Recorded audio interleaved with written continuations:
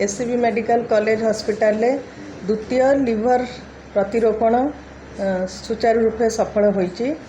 यह आमर जो अच्छी जो यकृत विभाग जो प्रकोष्ठ अच्छी से ऑपरेशन पाई सेठारे करा जायछि।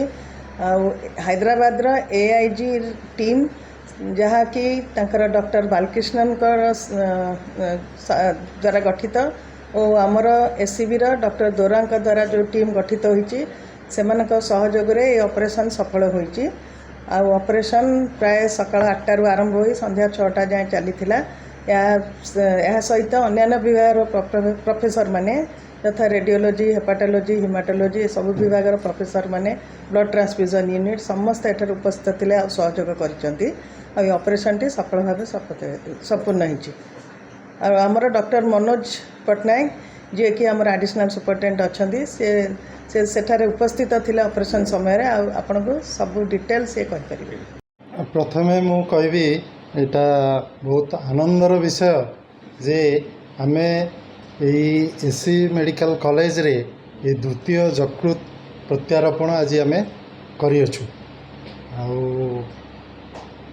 जो यकृत प्रत्यारोपण हैला से होचंती आमर नयागढ़ मिस्टर मानस मुदुली एवं से प्राय 5 वर्ष हैला से विभिन्न प्रकार जंत्रणा तांकर यकृत जनित रोग रे पीड़ित थिले एवं बहुत असहाय हो जाइतिले। बहुत गरीब श्रेणी व्यक्ति कौन सी आशा भरोसा न पाई से एटा को आम पाखु आसिले आमे सबु प्रकार परीक्षा पत्र ताकू आमे कलु एवं सबु सरकारी साहाय्य मागणा रे एठी तार करागला एवं ताकू आमे आजी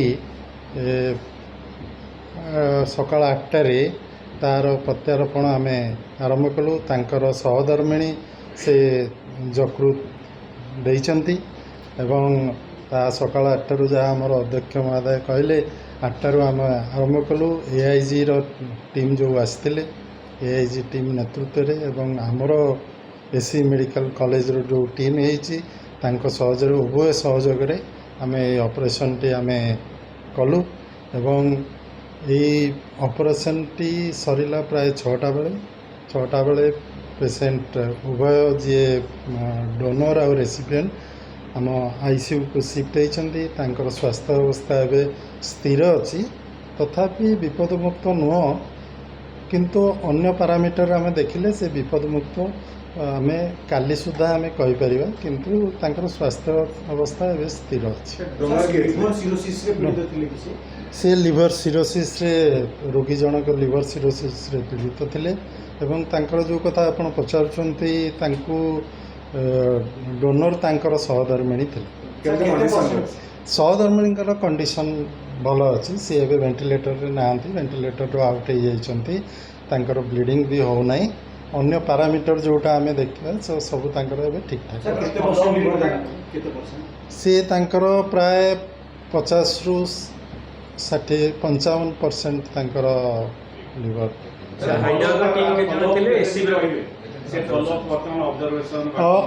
ऑब्जर्वेशन प्रथमे तो आज ऑपरेशन हैला तापर से आमर ऑब्जर्वेशन रे आमर आईसीयू रे से रहिबे एवं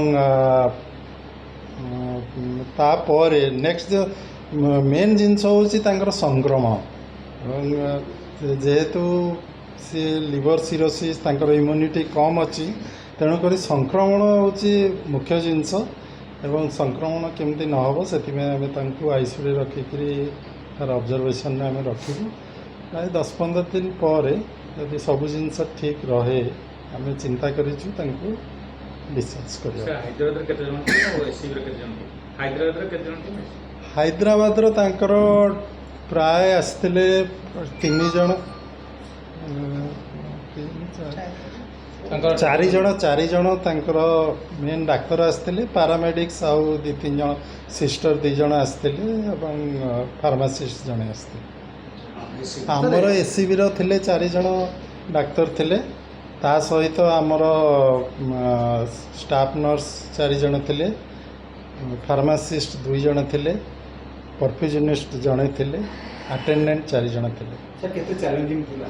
ଚ୍ୟାଲେଞ୍ଜିଂ ଶୁଣନ୍ତୁ, ଚ୍ୟାଲେଞ୍ଜିଂଟା ତ ନିଶ୍ଚିତ ଭାବେ ପ୍ରତ୍ୟାରୋପଣ ହେଉଛି ଚ୍ୟାଲେଞ୍ଜିଂ ଅପରେସନ୍, କିନ୍ତୁ ଆମେ ଚ୍ୟାଲେଞ୍ଜଟାକୁ ଗୋଟେ ଅପରଚ୍ୟୁନିଟି ଭାବରେ ଆମର ଏସ୍ସି ମେଡ଼ିକାଲ କଲେଜର ସମସ୍ତେ ଯେଉଁମାନେ ସହଯୋଗୀ ଆମର ମ୍ୟାଡ଼ାମ୍ ଯେଉଁଟା କହିଲେ, ସେ ହେପାଟୋଲୋଜି ହେଉ, ସେ ରେଡ଼ିଓଲୋଜି ହେଉ, ସେ ଅନ୍ୟ ଯେଉଁ ଡିପାର୍ଟମେଣ୍ଟ ଆନୁଷଙ୍ଗିକ ଡିପାର୍ଟମେଣ୍ଟ ରହିଲେ ପାଥୋଲୋଜି, ଏସବୁ ସମସ୍ତଙ୍କର ସହଯୋଗରେ ଆମେ ଏ ଅପରେସନଟା ଆମେ କରିପାରିବୁ।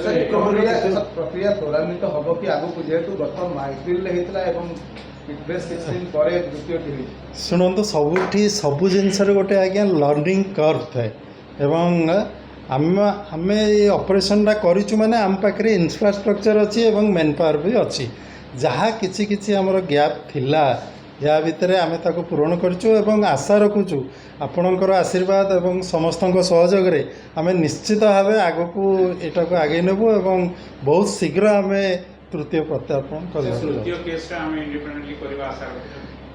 ଶୁଣନ୍ତୁ, ଆମେ ତ ଆଶା ରଖିଛୁ, ସେଇ ଅନୁସାରେ ସରକାର ବି ଆମକୁ ସବୁ ପ୍ରକାରର ସାହାଯ୍ୟ ଦେଇଛନ୍ତି ଏବଂ ଆମ ତରଫରୁ ବି ସବୁ ପ୍ରକାରର ପ୍ରଚେଷ୍ଟା ଜାରି ରହିଛି। ଆମେ ଚେଷ୍ଟା କରିବୁ। ରିକଭରି ହେବାର କେତେ ପର୍ଯ୍ୟନ୍ତ ଚାନ୍ସେସ୍ ଅଛି କହିବା ସମ୍ଭବ କି? ଏବେ ତାଙ୍କର ସ୍ୱାସ୍ଥ୍ୟ ଅବସ୍ଥା ସ୍ଥିର ଅଛି। ରିକଭରି ବହୁତ ଜିନିଷ ଉପରେ ଆପଣଙ୍କର ନିର୍ଭର କରେ। ଆପଣଙ୍କର କାହିଁକିନା ସିଏ ଯେଉଁ ରୋଗରେ ପୀଡ଼ିତ ଥିଲେ ତା ସହିତ ଅନ୍ୟ ଅର୍ଗାନ୍ ବି କିଛି ଡ୍ୟାମେଜ୍ ହେଇଛି। ସବୁଗୁଡ଼ାକ ରିକଭରି କରିବା ପାଇଁ ସେ କେମିତି ରିକଭରି କରୁଛୁ ଡେ ଟୁ ଡେ ଆମେ ଦେଖିଲା ପରେ ଆମେ ଆପଣଙ୍କୁ ଅପ୍ ଟୁ ଡେଟ୍ କରିଦେବୁ ଯେ ପେସେଣ୍ଟ କେମିତି ଅଛନ୍ତି। ଆଜିକାର ଏହି ସମୟରେ ପେସେଣ୍ଟଙ୍କର ଅବସ୍ଥା ସ୍ଥିର ଅଛି।